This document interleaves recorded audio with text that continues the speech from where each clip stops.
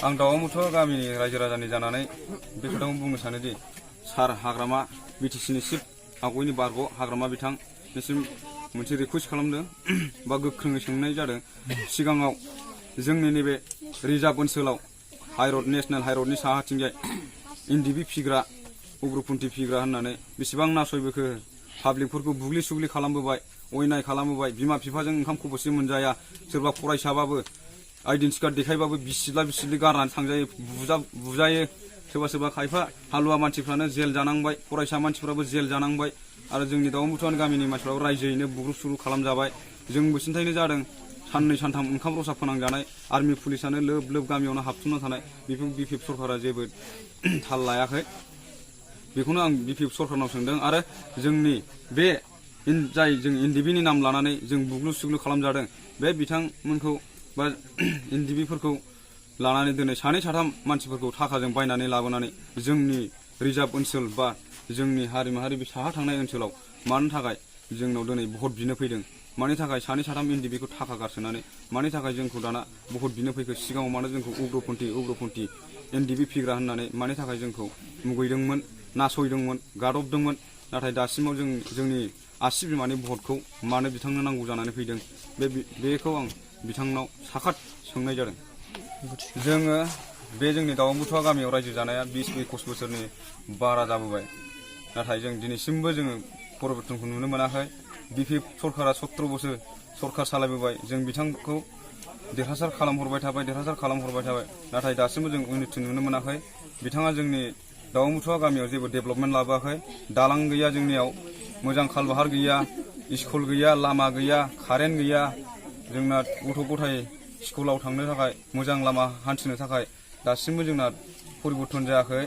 आरो जोंना बै हेल मोनसे दैमा दङ, बेसेबांबा गिदिर, बेयावहाय जों दासिमबो गब'नानै दङ। दासिमबो बिनि मोनसेबो माथावरि जायाखै, सेकबान्ड जायाखै। दासिमबो बिनि स्किमबो बानायनानै लाबोनो हायाखै बिपिएफ सरकारा। जों दा रायजो राजाफ्रा गाबखांनाय फैयो। दैज्लां जाबाथाय जोंहा बिराद दुखुनांथाव समस्या जानानै फैयो। जोंनि गामिया ओरैबायदि समस्या, सोरनिबा सिथ्लायाव जानजिफामानि बा हान्थुफामानि जायो, आरो सोरनिबा न' सिङाव आदैफामानि हान्थुफामानि जायो। ओंखाम ओंख्रि संनानै मोनजाया, सानथाम गाहाम बोथिथाम गाहाम एखमबा सोरबा रसा नांनो गोनां जायो। आरो बैसाङावनो सानसे साननै गाहाम गाखोनानै थानो गोनां जानानै फैयो। नाथाय बिपिएफ सरकारा बिसोरखौ जोंनि गामिखौ दासिमबो नायाखै, जोंखौ समाधान खालामाखै। आरो गोबांथार दङ। दाखालि सिगाङावबो जोंनि गामिखौ फुस्लायफैदोंमोन। जोंखौ माखासे जोंनि गामिनि मानसिफोरखौ सारेन्डार खालामदोंमोन। जोङो नोंसिनि थाखाय सोलायनायखौ लाबोगोन, नोंसिनि गामियाव जों डेभेलपमेन्ट लाबोगोन, दैनि प्रब्लेम जों सल्भ खालामना होगोन, हेल्थनि प्रब्लेम सल्भ खालामना होगोन। जों जेन'बा थारिखखौ बावबाय आङो, जायखिजाया दाख्लि जोङो समफोर फैबा जों नोंसिनो 50,000 रां होलांगोन, जिसिपि जावनानै नोंसिनि दैनि अबस्थाखौ नोंसोर रायजोआनो मावनानै ला, नोंसिनिनो खामानि होननानै जोंखौ बुंदोंमोन। ओमफ्राय बेयावहाय रायजोखौनो लानानै सोरखौबा सारेन्डार खालामनो, नाखौ सारेन्डार खालामनाय बायदि जाबाय। दा बिथांमोना गाबखांनानै दिनै इउपिपिएलआव जगदान जाफिनबाय। दोहौखौ नुनानै बे मोनब्रै डिस्ट्रिक्टआव मानसिफ्रा अबे दोहौजों खारदों, बे दोहौखौ नायनानै दिनै इउपिपिएलआवनो जगदान जाबाय आरो परिबर्तन सोलायनायखौ लुगैबाय। दा बिथांमोना दाख्लै फैनानै फैसा होनो होननानै फैनायाव दाना मिटिं खालामबाय। ओजोंहाय गावसोरजों जगदान खालामनानै सारेन्डार खालामनानै फैसा होगोन होननायाबो उनावहाय मिटिं जोब्बा फैसानि सोमोन्दै रायलायासै, हेल्थनि सोमोन्दै रायलायासै, लामा सामानि सोमोन्दैबो रायलायासै।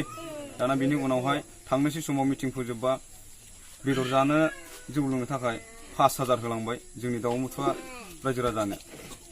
दा बिथांमोनहा जोंखौ गोबां दिन थगायबोबाय। जों दा बे बिथांमोनखौ बेसेबां बोसोर नायनानै थाबावनो। जों दा सोलायनायखौ नांथारसिगौ, परिबर्तनखौ नांथारसिगौ। दोहौआ बबेजों खारदों, जगदाना बबेजों बांसिन जादों, बबे पार्टिखौ मोजां मोननानै सोर बयबो हारि माहारि हारिसाया ज' जादों, बेखौ नायनानै जों दा सरकारखौ सोर मोजाङै दाफुंगोन आरो जोंनि बे एकर्डआव थानाय इमप्लिमेन्टेसनफोरखौ सोर समाधान खालामगोन, बेखौ नायनानै जों दा इउपिपिएलखौ अरायबो सापर्ट खालामगोन होननानै थियारि जाबाय। बेनिखायनो जों दा जोंनि दतमा समस्तिनि जोमै औवारि बिथां बा ज्योतिरन्द्र ब्रह्म बिथांनोनो भट होनानै जेब्लायबो देरहासार खालामगोन होननानै जों थिरांथा लाबाय।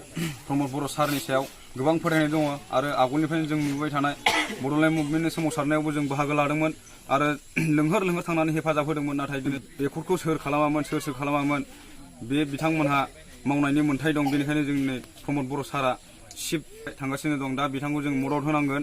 बिथांखौनो जोंहा फोथायनाय दं 100% हारि माहारिनि सानग्रा, जोंनि उन्नतिखौ सानग्रा बिथांखौ जों अरायबो U P P L tractor सुबियाव भट होनानै अरायबो बिथांखौ जोंनि नायगोनखौ आसा खालामनानै जों मिजिंथिनानै ट्रेक्टर सुबियाव भट होनो जों दाउमुथुवा गामिया अरायबो जगदान जानानै थिरांथा लाबाय।